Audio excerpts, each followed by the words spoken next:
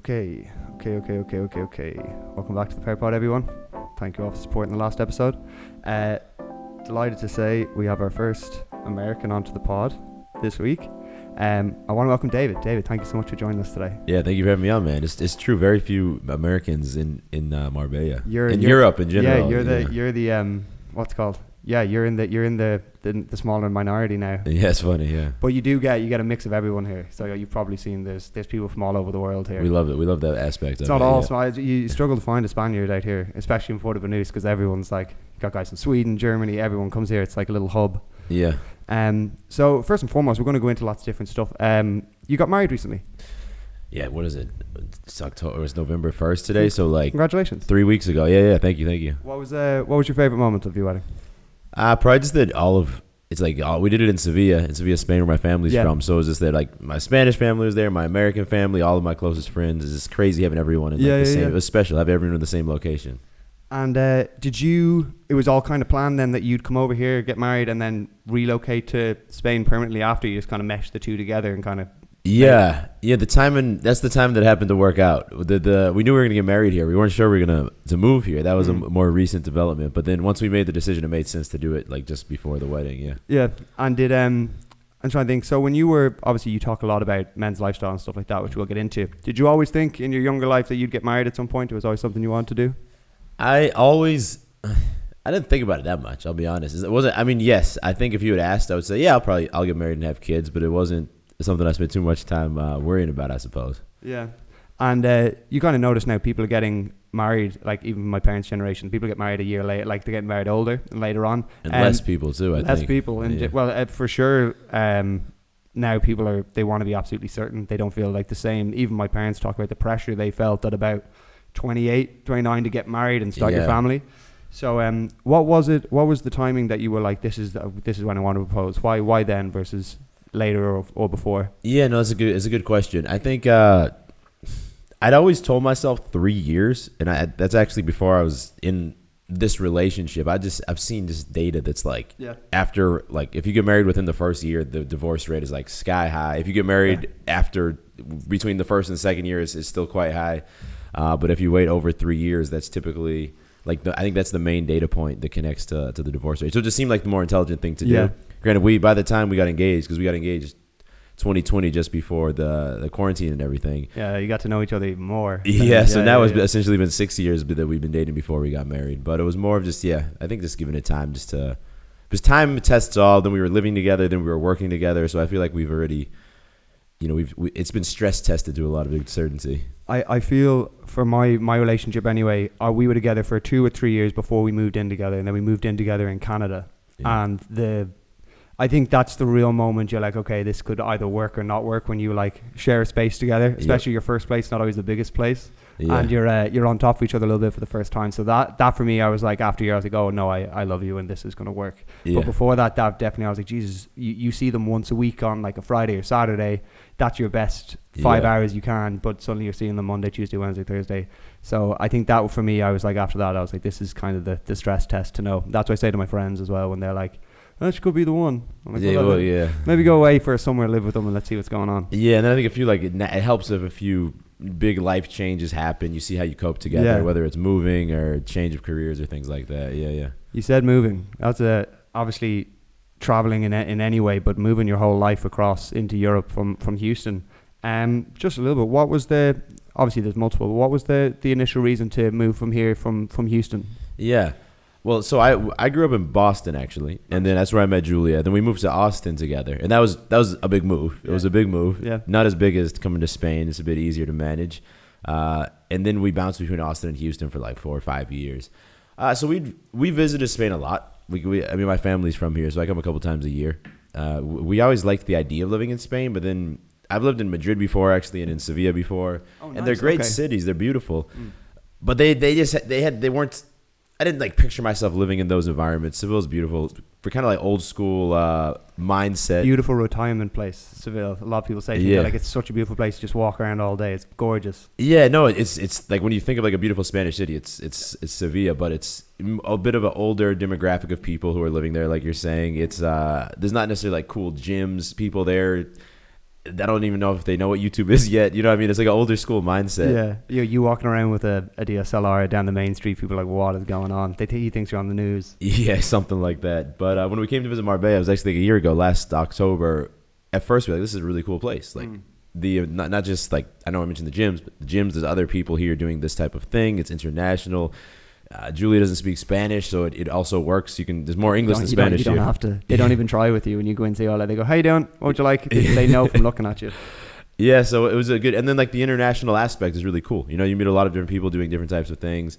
The weather, you know, we'd set ourselves up to a point where we could work remotely with the different businesses and YouTube, but we hadn't truly taken advantage of that. We were like, why not? Why not? You know, you're in. This wasn't even one of my questions, but the since working with Bloom On and working remotely, you only more so after the pandemic ended and people go back to work, the ability to work from anywhere or have the ability to work from anywhere, I feel is a huge, especially for like yourself and like in an influencer space, the ability to be able to go and like work with different people, get new faces on the channel, like collaborate with different people is such a huge opportunity. Yeah. So I guess for yourself, maybe one thing you're going to miss about living in Texas and America in general, and then one thing you're not going to miss. Yeah, so I'd say one thing I miss. Don't say tacos, man. Well, I do miss tacos. Yeah, we'll get that out of the way. We'll figure it out at some point. Yeah. A place like Austin, which is like a brand new city, like, you know, Apple, Tesla, Facebook, everybody has like their offices there. So like a lot of like the newer tech things come there first. Yeah. And just as an example, like if you pull up Uber Eats or DoorDash, there's like 700 restaurants you could eat in the next 15 minutes. Here I open it up, there's 2 restaurants and you know, both of them say closed. So. Yeah, you get used to that. Yeah. But I think that was part of the decision as well. So on one hand, there's not as much of those type of conveniences, but on the other hand, I think it forces you to have a little of a slower pace, more intentional life here that ends up being a bit more relaxed anyway. So it's a drawback, but it's also like a benefit as well. Okay. And one of the biggest things I'd notice is right now in Texas, in Houston in particular, it's like a influencer like playground right now. It seems to be that where a lot of people are going to collaborate, work with different people, set up businesses. Obviously, Alphaland is there. Number one, have you visited? I haven't. So we went to Texas we worked the Bloom On at the summer shredding 3 years ago. We went and had a booth. So that was the Alphalete gym. Just before COVID, when he had started talking to us about, I need a bigger place. He's like, they were like, we're outgrowing the old gym already. Yeah. And he talked about some stuff, but like, I'd know. And then when he dropped the thing, I was like, that's unbelievable. He didn't make it seem like it was that big a thing. No, it was quite big, Yeah. So, number one, are you going to, obviously the friends and stuff that you have in Texas, just what do you kind of make of the success that Christian has had with Alphaland and like the I guess the little hub of creators that are there now, Max, etc., all those, and Charlie obviously having success there as well. Yeah, I think it's cool because the funny thing is it's not even Houston, it's like Sugarland. Sugarland, yeah. Which is if it wasn't for Christian, it would just be another suburb outside of Houston without anything. Rename it Guzmanville at some point. yeah. Not that it's not nice, but there wouldn't be anything of note for like influencers or people across the country. But now you go there and there's, you know, people in their 20s from across the country all trying to make it big. It's like the new.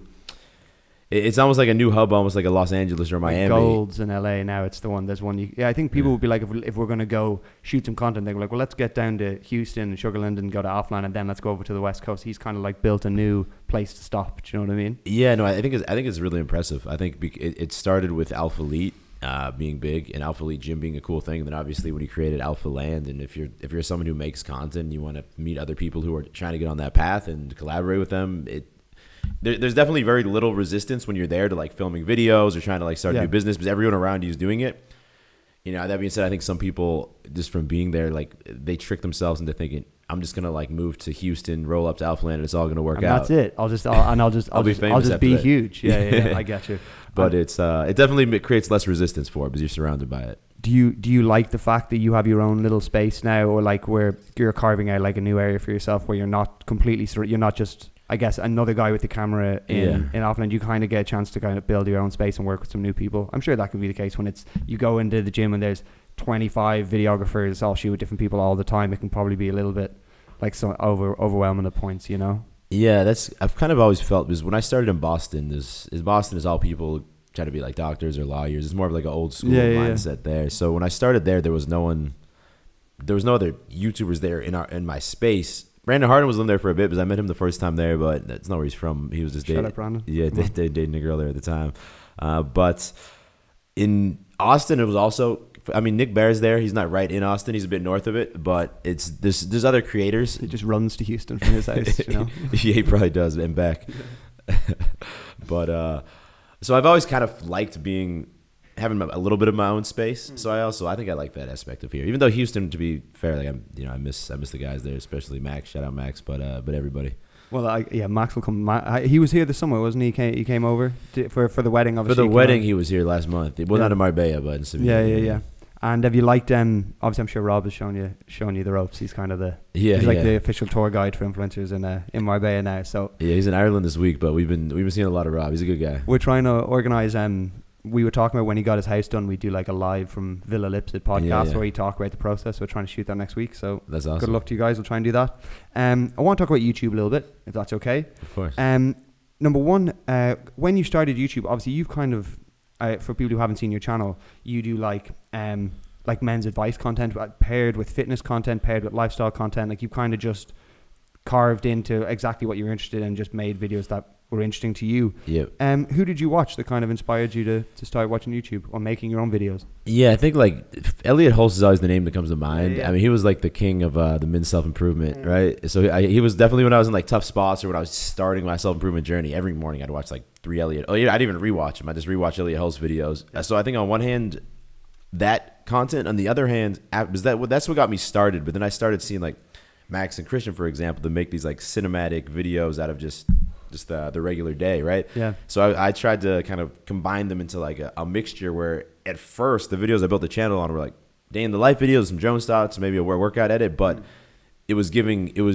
advice just broken up throughout the video. And at first when people watched it, there was a lot of comments like bro, just give us the tips. We don't need to see your day. But then I think that's also what differentiated me and allowed me to carve out the space, was that combo.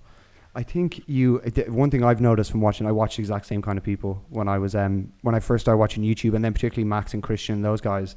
Fans build a very strong bond with the people who they take like life advice from, I've kind of found, versus like a prank channel that you watch or a vlog channel you watch. Do you find that a lot of your comments and messages are like, dude, you really help, like not just, hey, I laughed so much at this video, but like, hey, this advice kind of changed my life or changed my way of thinking? Do you get a lot of those with the type of content you do? Yeah, no, I'm humbled to say that, yes. Yeah, I think that a lot of people, at least there's definitely a core audience that's been following for years. And I think that, if anything, being able to, I think I try to be very vulnerable and share like some of my lowest points in my life and different points. And I think that, I'm lucky enough to have been able to have the reach to when other people were in certain points that maybe they were able to find a connection to that and then see the progression that can be made from there. Yeah. 100%. This is kind of interesting because I actually went to Boston. We shot a Blue Mon segment with Gordon Hayward when he played for the Celtics. Gordon Hayward, yeah. I remember that, actually. Yeah. So when we went there, we were kind of chatting after we went for dinner and stuff. And it's interesting because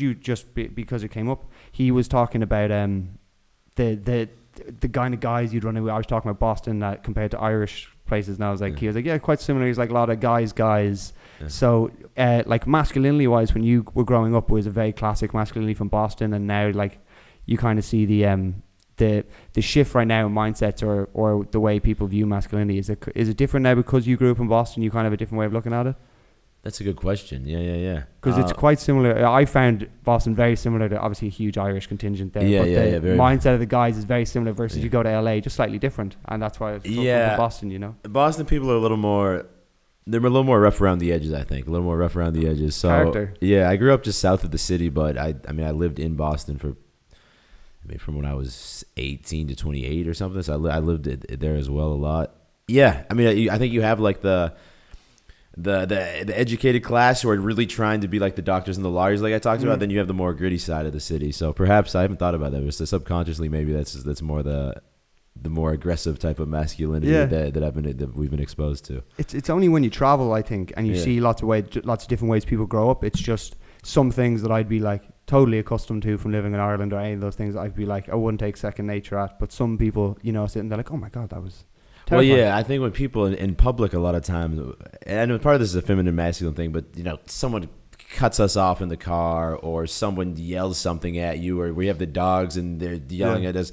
and Julia gets all a little bit shook up about it, and maybe some part of that's from Boston, and just I remember even in Boston, sometimes filming across the road and having people rolling their cars down and saying words that I won't say on your podcast. Fucking do it, man. Yeah. You good, Bob?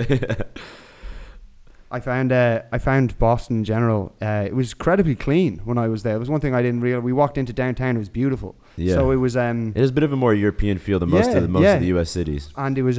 We went in the winter. Jesus Christ. The winter is not a good place to be. Holy shit! Yeah, the wrong not time. taking the piss. Yeah. In terms of being a creator, you're at the state now where obviously every creator wants to be at, where you are self-sustained through making content. I just want to make sure that because it's so aspirational for so many people kind of don't see it as, I guess, number one, a difficult profession or something you have to put a lot of time into. Yeah. But obviously now, I obviously make content for a living. I'm trying to build my own stuff now. It's a huge amount of work that doesn't stop. Yes. What are, I guess, is some of the things that you find difficult about this as a profession? Some things that are like day-to-day difficulties that people might not get to see. Yeah, I mean, well, I think one thing is, this is one of the most now. Yeah, obviously, when you think of the creator just filming videos, making money, it sounds great, and it is great. It is great. I love it. But this is one of the most intensely competitive segments. Trying to make money and build a business or a following it's extremely competitive. There's a lot easier ways to make money out there at this point. I mean, I would say that it also to build, because like you mentioned, you can make prank videos and probably, I lived in, I don't know, in the ice cube for 7 days or something strange, and you can get a lot of views. Set myself on fire for 24 hours. Yeah, exactly. And those videos will get a bigger audience because they have a mass appeal, and you will make good AdSense money from that. But you're not, and you probably know this because you help do brand deals with Balloon Bond. I also know it from my own businesses and from other business owners. Those people aren't necessarily moving a lot of product because they don't have a bought-in audience. So to really create an audience that will buy because they trust you, right? Because they've developed a deeper bond with you, like we talked about earlier. That's years of consistency to get there. It's easy to look at the end and say, oh, well, you can just mention this and a lot of people will buy it, and that's great. But to building an audience and maintaining it's even tougher, because now that I have the businesses, my YouTube has declined in terms of the views we're getting. It's declined a bit. Now it's not something that I lose sleep over. It's the core audience. We've also built the businesses. My focus has been split, but it's the competition doesn't go away just because you build your channel up to 50,000, 100,000, 150,000 views. It's not going to sustain itself without constant innovation in terms of the content. It's tough to do it over a prolonged period of time and continue to create things that feel fresh and different and give the viewer a reason to watch it. One thing I definitely want to credit with you is so many people now will get 50,000, I just said 50,000 subscribers in and maybe they've done 3 videos that blew up and they got 10,000 followers overnight. Yep. And the first thing they'll do is be like, okay, what can I sell them? Do you know what I mean? Let me set up a business. What can I sell them? And for you've built your channel up to over 1 million subscribers. And throughout your whole channel, from digging through it, you've launched 2 businesses this year that waited. Do you know what I mean? You waited. You weren't rushed at any point to be I need to jump on this now. You were I'm going to continue to build my audience. Well, yeah. Do you know what I mean? Make videos I want to do. And when the time is right, then I'll be able to monetize it into a business, Yeah, and unless you're someone who's creating content that lends itself to doing some type of coaching, and I know some people do that for fitness, some people do that for business, because with that you don't need a huge following. You need to have a good program and a lot of sales experience. But there we go. God. It came right down. Right, we can leave it there. It's all good. I'll get it off. It's coming at you now. Oh, I got it on camera. Yeah. We'll check that out later. Don't take a second. Jesus Christ, all falling apart. Sorry about that. It's talking about falling apart here. My point being, I think there's so much money in sponsorships now, and it's so many brands who are actively looking to sponsor you that I wouldn't even worry about creating your own product until you have not just sponsors offering you pay per post, but coming back to continue sponsoring you, because that means on the back ends that you're generating sales. And at that point, it's no longer a risk. Should I start a business or not? You kind of understand based on the rates that you're being paid that if I launch my own thing now, I can expect a similar, maybe a bit of a higher conversion because it's my product instead of someone else's. But there's no need to jump the gun. Yeah. And that's something that when I first started on YouTube, of course, I hoped down the road it would make money, but it wasn't my goal. week 1, month 1, year 1. It was more like you need to focus on putting out content that what people want to come back for, and then down the line, if you're successful, it'll pay off. But I tried when I first had my blog, not with YouTube, when I first had my like a written blog before. Yeah, like that's old school shit. Some people watching this would be like, a what? A blog. Yeah, a written blog where we wrote articles. Back then I would try to launch like fitness courses or confidence courses, and I put months of work into it, and I'd launch it, and it would be a $1,000 launch, which for a couple months of work that's not enough money to live on really. And that's when I kind of decided I'm not going to sell anything. When I started on YouTube, the decision was I'm not going to sell anything this year. I'm just going to focus on making videos. I've saved up enough money. I can just focus only on this. And if after 1 year we don't see any traction at all, then maybe I'll go back to like a software job. But that was the only time that I finally started getting momentum and building an audience, is when I stopped caring about the financial aspect of it, at least for the short term. It's funny how that works, isn't it? Yeah. You just mentioned there your software job. One thing I was quite blown away by, even when I met you with Rob and we shot that time. Yeah. Your quality of your content is really, really good. Thank you. So you shoot. I see it's either yourself. So obviously you're both shooting. You shoot for each other and you shoot each other's content. But I never see you with like a videographer. And then the video we shot with Rob that day, that I shot something and you guys shot something with Julia. Yeah. Your content looks better than mine. Thank you, bro. I swear to God. So I was watching it. I was like, the grade is beautiful. You shot even in paddle. I saw you shot some stuff for Edge. Yeah. It's really hard to get photos in there because there's a big glaring sun when you're outside. You got to know the right angle to take it that way. You got to know the right angle to take. And I was looking at shot. I was like, geez, I've taken shots of Rob there, and he's like, yeah, kind of a lot of shine. And I'm like, well, yeah, we're outside. It's not easy to do. And then I see yours, perfect lighting the whole way across. I was like, it's just really impressive. Did you learn that kind of stuff, or like I guess editing and stuff, being in your software job and being comfortable with computers, stuff like that? I think that helped. Yeah, I think that when I first opened up Premiere Pro, because I know other people, they said, what do you use to edit? I said, Premiere Pro, and they come back to me. Bro, I opened it up, and there's so many different things that like how do I even start the process? So I think that being comfortable with code and things like that made that feel a bit simpler to me to get into it. But I mean, I didn't at first. If you look at the old videos, they're not color graded well. I was shooting on all auto settings on the camera. Yeah. I think it was more the 2 videos a week, and each video, especially the first few years, each video asking myself, okay, what's like a small way I can make this better? And you start to learn where to expose the shots when you're sitting. Just sit anywhere. If it's the shade, you're going to treat it differently than if it's direct sunlight.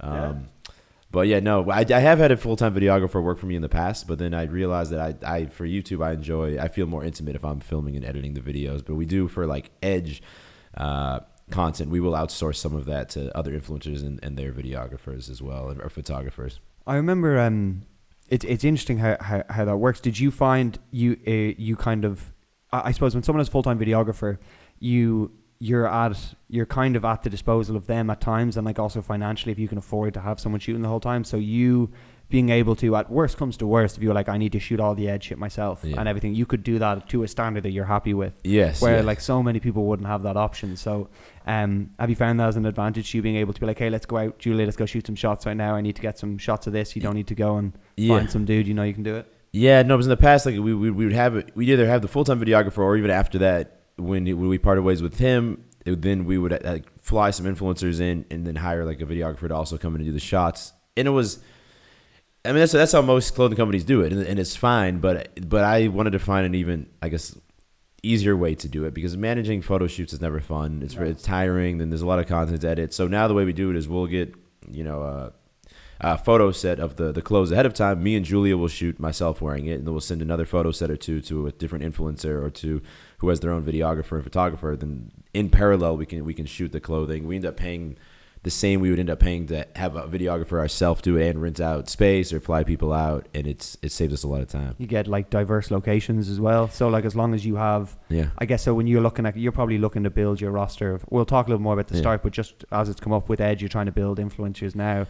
Do you obviously take big note in the quality of their content and like, hey, this guy could shoot stuff that could be website worthy or like on our official YouTube channel. So do you look at that and be like, because that's a huge help on the content side? Well, especially now where it's tougher to find, especially in the clothing segment where there's a lot of competition for influencers. It's a bit more difficult to we have some influencers who've been with us for a year plus who convert well, but it's been tough with newer ones. But yeah, that's one of the more valuable things, is if they can shoot and provide good content that we can actually utilize on our Instagram page or our website or for Facebook ads, sometimes that's more of a value add than because that's black and white. Like they can give it to you. That's not the sales. Who knows what's going to happen. It's another asset. It's definitely something we looked at Bloom on was like, hey, if we're not going to be able to, shoot all the content we like, we don't have our own salon, all that kind of stuff now. Yeah. This dude, David, his shit looks better than the shit I shoot anyway. And so like what it made total sense. So that's obviously a big advantage. In terms of your brands, you kind of mentioned a lot of competition in both in Gains Club, which is your supplements company, Edge Lifestyle, which is your apparel company. Has it always been like, these are the things I want to get into? As you said, you've had a lot of time to be like, when I do launch a business, I want to make sure it's what I want. Were those the two things you were like, I could do those well? Did you see Max doing candy completely out of the box in a completely different thing, and obviously having great success with it because he was passionate about it? Yes. So what was the thoughts between having those two? So the clothing was something that I always liked the idea of, and that Edge we launched back like the end of 2018. So that's had some time to mature a bit more in terms of the business model and like the supply chain and everything. In retrospect, I don't know if I would have done a clothing brand, because you got to really, each drop is 50, 75 SKUs, like, between the different colorways, the different sizes. Inventory management it's like a constant stress, because either things don't sell as well, and now we're paying the warehouses, the storage fees, and at some point we have to, like Black Friday's coming up, so we'll move a lot of things then, or things sell better than you expect, and if you had another 5,000 units, you could continue running ads to it and continue making profits. So you're like kicking yourself. It's very rare that you're like, oh, the inventory worked out perfectly. That it basically doesn't happen, and it's a constant challenge. And then there's also like a constant expectation, at least when you have these like drop based brands. It's kind of like a constant expectation you create for yourself that like we need to always have like new designs coming out as well. So it's not the best business to be in retrospect. Now that we're here, I'm happy we've done it. I'm excited to keep growing it. We've worked out a lot of the problems, but supplements is that I can't say that we've had the first drop and that did well, but we haven't really taken it anywhere from there. So I can't really say too much on that yet. And kind of interesting. You kind of said it with the Gains Club now. Was there things, obviously you've had a great chance to sample all this, or sample all like multiple pre-workouts, all that kind of stuff. Yep. When you're trying stuff and even before Gains, would you notice things that you're like, I wish I had a little more of this, a little more of this? Yeah, so I worked with Transparent Labs, and they have a very good like formula for their products, but their whole thing is that they're naturally flavored, and because of that, they don't taste as good as other competitive brands. And so I worked with them for years. They're the first sponsor I ever worked with. And it was tough for me to part ways with them, but they did a couple collab products with me, but it wasn't really on brand for them to do artificial flavoring. Sometimes I kind of like fight them and get them to do it once or twice, but it just seemed like I felt like I could do really good formulas like theirs with artificial flavoring. And now we're also, after the first drop, again, we're figuring out, how do we differentiate from here, because every supplement company is shouting how their formula is the best, and ours really is the best for the pre-workout if you like break down the ingredient panel. But it doesn't matter to a sense, because if everyone else is saying the same thing, then the end user doesn't know what 1,500 milligrams of nitrogen versus this. It doesn't necessarily mean anything. So that's the next step. The launch went well, it's selling well organically to my audience, but like to grow this into something else, we're trying to figure out how do we differentiate this. My missus ordered some fucking like just like regular supplements from a company in the UK, just like a load of new vitamins, stuff like that. Got a thing through. It was like, hey, it's got turned back yesterday after a month. They're like, dude, that had all Spain, the stuff. It's about like food, anything food related. I think they just turned it away. Yeah, man.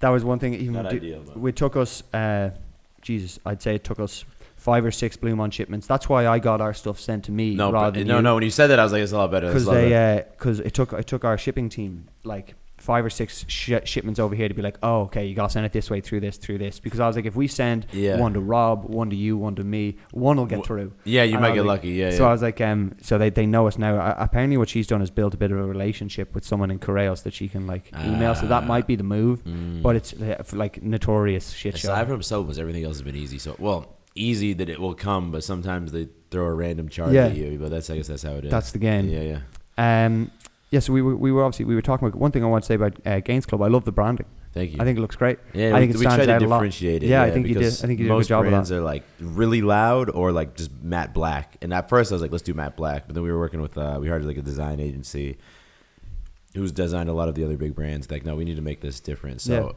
it's different. It's different. I think it looks great. I think that was pretty much the first thing I look at with product is that first shot when it's in your hand, how does it stand out? And you did a great job of standing out. Thank you. One of the a couple of the questions I had about just creating wise before we finish with your business stuff. Actually, you kind of mentioned this. Was it harder than you expected? Which part? So I guess supplements versus clothing. You kind of said already. The clothing was more difficult. Yeah, I mean, right now the clothing feels easier because we have a customer base. We have a like paid ad strategy. We understand the content creation. But again, we're 4 years in now, so it's not a fair comparison. Supplements it's simpler because if you're ordering pre-workout, you're not going to return your pre-workout because it doesn't fit you. You know, like it's going to fit in your shaker bottle. It's not going to not fit. And it's simpler because I don't have to order a small, a medium, a large, an extra large pre-workout size. It's just it's one size. So I think if we can figure it out at scale, that the actual management will be far easier. But right now, it's the harder of inventory management. Those things, they suck. Yeah. But there's a solution. There's a clear solution. Or if you can work through it. When you're trying to differentiate a brand and give it legs, it's not so obvious. It's not so obvious. I think one thing I've noticed from watching every creator start their apparel business at some point, whether it's like Max at Everford, all those things, they all talk about the early days and the mistakes they make that led them to like, now we have a system that works great. So I guess it's just like a necessary part of the process is that first learning how to skew, learning what your customer base is. I think it's unavoidable at a point, you know. And one thing that, just if anyone is watching who has a clothing business or any business, but one thing we didn't even really pay attention to until we worked with a different marketing agency who helped me understand this, is which of your products consistently sells the best. I'm like, I don't know, man. We just order the same amount of joggers as t-shirts as tank tops, and some sell out, some don't. And then you dig through the data, and it's like, wait, joggers always sell out in the first 2 weeks, and tank tops don't sell out until Black Friday the next year. Like, we should be ordering a lot more and that's what we've realized over the past years, that we're basically a joggers business. That gets people in the door. That's what people buy, and then the other products are more like complements. But it's really, if you're any type of business, it's gonna be the same with supplements. Is it the protein that's people coming in the door for, or is it the pre-workout? Because then let's focus the ad spend on pre-workout or joggers if people are going to be more likely to come back and make another purchase if their first purchase is joggers versus shorts or something. I think for me, just from a European side, my protein were that they had Impact Whey Protein in a bag when I was like 13 going into rugby and stuff, and I went onto their website because they had the cheapest whey you could buy because it was in a bag. There was no tubs. I was like, we'll go in there. And now you go on their website, they branded anything. They branded the apparel is there, every kind of vitamin stuff. But the thing, I remember going onto the website and they had Impact Whey Protein and like loads of flavors, but that was their thing, and they just marketed that like crazy. So it just fell to your point, and then you build off that. Well, at Gains Club at first, I was rushing to let's launch BCAAs, let's launch greens, let's launch a multivitamin, let's launch creatine, and I am doing this with a partner who owns a couple other supplement brands. And that's not going to be the game plan now. The game plan now is let's launch a few main SKUs, a few main products that can move, that can work for paid ads, and then from there down the line slowly add things or not. Because you look at some brands like Athletic Greens, and they've blown up in the last few years, and they sell one product. They sell one product. Even I don't know. I was watching Max did a podcast with Nick Bear, and their business now it's exploded over the last few years, and it's their greens and their reds. And not that it's only going to be greens, but like that. The point is, you might waste a lot of time developing, paying for it to produce, and sitting on inventory of other products. And then people can go get a multivitamin anywhere. They can go on Amazon. They can find any multivitamin. You need to find which is like the product that can get people in the door. And you've had very good success with your joggers. What do you think people like about them more than others? Yeah, that's a good question. I mean, we have a good variety of joggers. Cargo joggers, non-cargo joggers. Some have a different type of ankle cuff. Some are different material. Some are more cotton fabric. I think we do a good job of getting the fit right. I think a lot of companies either have way too tight joggers or way too baggy looking old sweats, and I think we have a good basic fit that we build the variety off of, and I think we've gone through some materials that are better than others. That's a big part of the game too, is finding like the right fabric, the right stitching patterns. Yeah, so I think it's a combination to find the right fit, the right fabrics, and also we tend to launch pretty like minimal colorways, so it's easy for someone to be like, oh, instead of, I won't just get black, I'll get black and the olive green and the darker brown. It's all about the fits now. Yeah, yeah. Like even in like you notice like in like Alphaland stuff, people wearing like matching sets and stuff. Yeah, now. It's crazy how everything's become so like uniform, and everyone wants to buy like, I'll get the matching this, and that'll be that day, and that'll be that day. Yeah, yeah. Do you find yourself in the gym looking at stuff guys are wearing now? Well, so yeah, yes, but here it's very different because right now in Houston, like very much this, I'd say the INAKA Power, and also the other one is it says Wolves on it. It's not called Wolves. Dark Sport, I think it's called. Yeah, yeah. Both of those, they're not the same, but they're similar and they're very loud. Yeah. It's a lot about these loud mesh shorts. I love INAKA's brand, man. I think it's so interesting. No, it was it's well done. It's well executed. You guys as well love pump covers is a big thing in America. Like everyone wears these huge or like half ripped 3/4 length jumpers, you know. Yeah, so people have the crazy shorts and the really big pump covers. And that's if you're in Houston or even in a lot of parts of the States probably. But here's not the same. Here it's polos and shorts. Here it's a bit more simple. Yeah. And the loud things aren't my style. So like that's another thing is Edge is not meant to be like a hype brand. And I think we're positioned more somewhere in between like an Alpha Lead and a Cuts and a ASRV, where it's more like it's clothes made, to have an athletic fit and show off the physique, but in a slightly more professional, elegant way, Something you could wear after. You could also wear outside the gym. Do you know what I mean? You could wear it out for drinks. Exactly. Yeah. Did that's obviously another advantage of having like a diverse group of influencers you work with. You can send them out and test the waters with different stuff. What do you think of this color? What do you think of this color? Because for you might see like, for example, I don't wear like a lot of yellows or oranges. Yeah. Just because that doesn't look great on me, I could potentially, if I had a brand, be like, well, we'll just do our blacks and greys, even though because subconsciously that's what I wear. Well, blacks and greys sell the best, from my experience. Yeah. Especially joggers. One thing we've learned is bright color joggers, even if it's like a cream or like a white or a light gray. On average, people don't want light colored joggers. They want darker joggers. You can go a little. You can go a little more color crazy with the leggings and stuff for the guys. A lot of guys I see now it's black and gray joggers or olive. I see a lot of olive now. I have a pair of olive black ones. Like a darker gray, olive are definitely the top three movers. And then sometimes you can get like not a tan because tan's bright, but you get like a darker the brown. The nude is in now as well. They're lovely.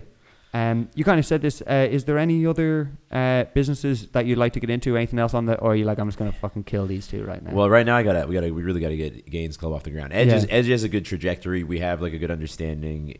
Gains Club needs more attention. We also have the Beastly app, but that again, that's rather self-sustaining because we developed that with like a German company. It's a good app that now it can be more just releasing new training programs, and we actually have a coaching program for dating, but that's not that's more intimate. That's not meant to be done at a huge scale. It's a bit more intimate. You're hitting it in all heads though, which is great because you hear people being like, "Oh, I'm in like the apparel game, but like there's so much that can be done on the online space with the coaching side right now." And you're like, just the digital products and services is just straight profit. I mean, I say that there's expenses, but it's not the same expenses, and we have employees and coaches. Right? Yeah, but you don't have to put $100K in for the next set of inventory. That doesn't exist. So it's nice to be differentiated, or like at least to have a diversification. Yeah. Another thing about would you say that living in Spain now, you'll still visit the States not regularly, but like, do you think maybe once a year, once every 2 years, you'll still try and make it back? Yeah, probably a few times a year. Because Julia's family's also still there, of course. So we'll probably, I imagine, 3 times a year. We'll go over, swing by Boston, New Hampshire, see Julia's family, swing down to Texas, see the boys down there, and that'll probably be the main circuit. Yeah, that's mad that you have a lap you do now when you go home. Yeah. More so on like your lifestyle side. How have you found that the way you work and the lifestyle has changed slightly since you moved here, or do you usually work the same way? Well, the time change is what makes it the biggest difference because everyone we work with is 6 to 9 hours behind from East Coast to West Coast in the States. So that's been the biggest challenge, but I think there's a way that it can be more beneficial because now this time and for the first half of the day, no one's emailing me. All you, yeah. I'm like in dark mode. No one's really because I don't really work with people in European time. Some people, but not as many. So it can be easier to dive in, film a video, edit a video without having like a distraction every 20 minutes. The challenge is last night I was at like my cousin's place. He was having a little Halloween get together, and then I kind of have to step aside, take a call for 30 minutes because it's 4 p.m. still in Texas or something. I find it's nice. I like being able to wake up with like a bunch of messages from Bloom on, dig through those for the first half of the day with nothing else coming in, and then you kind of have a chance to digest whatever you had to like figure out for that day, and then when you meet them, you've already got it all thought through instead of having to brainstorm together. You're like, hey, I've been thinking about this for an hour. Yeah. These are my thoughts. And then she can come back and talk about it on her side. So that was definitely an advantage, I felt, because we're obviously in Canada. Our whole team is Vancouver. Yeah. So we, my call is 8:30 to 9:30 tonight. And that's just the way it's been. You just got to use it to your advantage. And it's a little inconvenient sometimes with the nighttime calls. But aside from that, because I do so much work, we do have employees and agencies we work with because my set of work that I do is just me, and it doesn't really matter, where it's done. Yeah. Do you find you're more productive in the mornings when you work? Do you like getting up first thing, or do you like to train in the morning? What's your morning routine like? No, I like to work. I like to the first thing I'll usually talk with Julie just to review. Okay, what's for each of the businesses, what's the next thing that has to be done? Because otherwise, that's the challenge with the multiple businesses. Is sometimes you can focus just on one and realize, wait, we just left this one behind. So like doing a little review of each of the businesses and making sure that we're focusing on what we should be focusing on that day, because there's always things to be done, and the challenge for me is sometimes I'll just start doing work to do work, and not that it's not important, but it might be a lot less important than something else. It's do you find that having Julia there to be able to kind of bounce ideas off, and also she obviously knows the space very well, do you find it's helpful to have someone you can kind of just bounce things back and forth with? Yeah. No, that's she does a lot of different things to help out with the different businesses, but probably the most valuable is having it's like a second brain, because she's been we've been together since before the YouTube channel, since before it started to grow, at least, and before all the businesses, so she understands everything as well as anyone else. Yeah. She'll obviously probably help when you do dig into the Edge female line. She'll obviously no one knows more about leggings, I'd say, and like the perfect crop top manufacturing than Julia, so that's great. Yeah. Kind of just on, as you kind of mentioned there, she's kind of seen your growth from small YouTube channel with no businesses to now. I guess how does it feel to have been able to do that together with her and be able to grow it as a team, be able to work together so closely? Well, it's special. It's special. Not that especially today, I think there's with all the red pill stuff, there is a bit of hesitance to commit to one girl. There's a bit of skepticism and just in general about relationships. And I know from not that, I know people far more successful than me, but when you successful guys I know are even more skeptical about, meeting girls and what their true intentions may be. So to me, that's something I never have to worry about, because Julia was with me when I was broke, making no money. And so it's special that we've both grown a lot together. She's grown a lot as well. We both push each other a lot, so it's been like a special journey we've had together. Yeah. Amazing, man. Okay, I've got some lighthearted questions to finish off, and then we'll be done, bro. All right, that sounds good. I'm enjoying it. One thing that I kind of ask everyone, it's kind of a bullshit question people ask, but I find it tells me a lot about the person. Yeah. Who's like 3 people, if you could sit down and have a meal with 3 people, who would you have a meal with, dead or alive? Dead or alive? That's a lot of people to think about. I'll say Marcus Aurelius. I got him on the arm, but he's nice, like the key Stoic philosopher. And that's why we do the dead ones. People have that kind of shit. Because I'll throw him in there. Kanye, I'm fascinated by Kanye. Obviously, he's been in the news a lot lately for not the most positive things, but he's always been an inspiration for me in the sense that he was someone who, I don't know if you've seen the documentaries on Netflix. Yeah. He was always told that he couldn't do the next thing, and he's like, oh, I can't be a rapper, and then he became arguably the greatest rapper. Oh, I can't get into fashion, and I know now I think he's lost his Adidas deal, but like he took Adidas from a company that really wasn't that popular to the most popular. So yeah, he constantly breaks down barriers, gets outside of his comfort zone. He'd be an interesting guy to talk to for other reasons as well.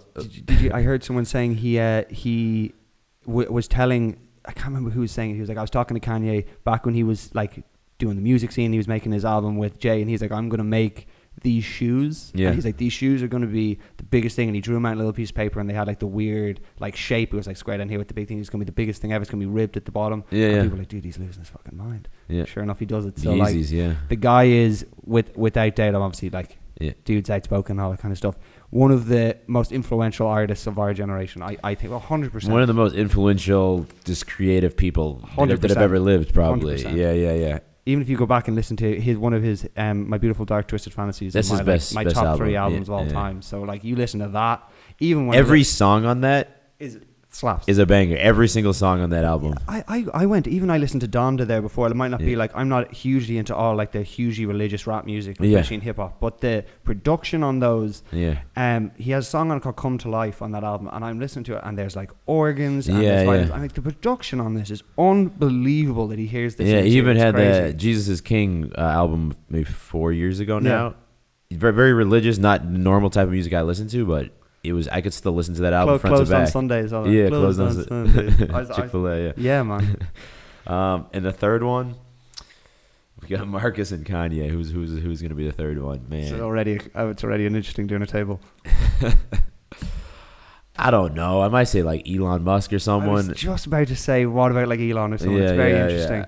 That was funny shit, man, when he brought the sink into the Twitter offices. Did you see that? I haven't seen that yet. He obviously bought Twitter or whatever. Yeah, and he brought a sink, a physical sink from the bathroom, and tweeted like a video of him walking in and a tweet saying, "Let that sink in." That's the funniest shit I've seen, man. No, he's an interesting cat, man. He's another one people are very opinionated about, but another person who's changed the world maybe more than anyone else alive right now. One of the greatest brains in history, which is remarkable. I miss we had a Tesla in Texas as well. Do you miss it? I miss it. Because the thing I've heard is great about the States is, well, I guess charging network. The charging network. Yeah, you never, if we drive from Austin to Houston, even if we had almost no charge, there's the supercharge, like super fast chargers are like they're all along the highway basically, so it's not a problem. And performance wise, it's nuts as a car. What's the thing? We got a new car coming now, and I'm gonna love it, and it's gonna be better in some ways. But like once you get used to how fast the Teslas accelerate, regular cars feel a bit weak.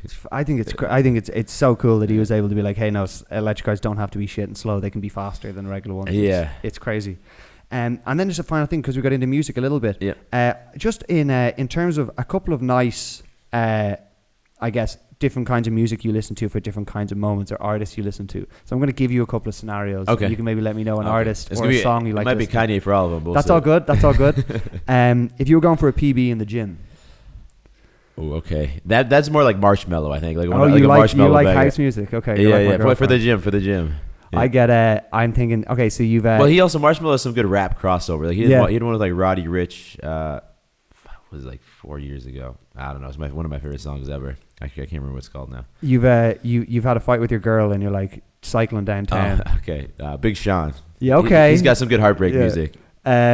You're trying to get you're getting started in the morning. You need some morning energy to something. That's Kanye for sure. Is it really? Nice one, man. It might be one of his older albums. Like when he did in the Good Morning. Yeah. my favorite moment in the doc when he shows Family Business in the thing. Yeah. And he goes doo doo doo. He goes back. What was that?